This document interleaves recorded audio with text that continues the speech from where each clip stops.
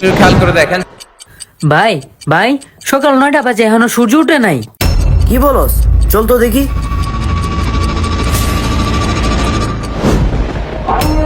রাব্বি, আমি তো তওবা করতে পারি নাই।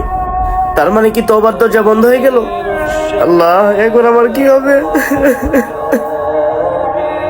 রাব্বি, তার মানে কি কোরআন শরীফের লেখা মুছে গেছে? চলে এখনই গিয়ে দেখি।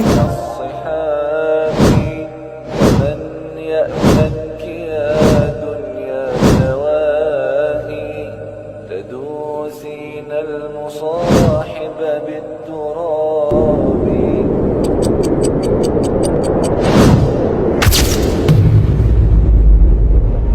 কিরে রাব্বি, কোরআন শরীফের লেখা তো ঠিকই আছে।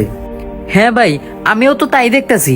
তুই যে বলতাছস সকাল 10টা বাজে, তুই কি ভালোভাবে করে টাইম দেখছিলি? হ্যাঁ ভাই, আমি তো ঘড়ি দেখেই বললাম। তুই এখনই যা, আমার হাতে ঘড়িটা নিয়ে আয়। ভাই এনো। কিরে রাব্বি, এখানে তো ভোর 4:40 বাজে। হ্যাঁ ভাই, এখানে 4:40 বাজে। কিছুক্ষণ পরে ফজরে আজান দিবে। কি?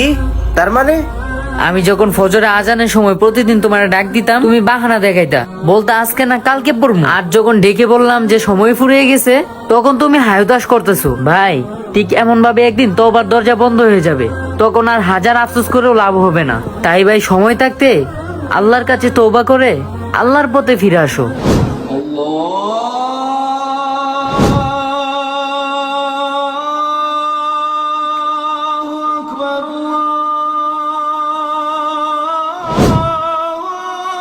طويل الشوق يبقى في اغتراب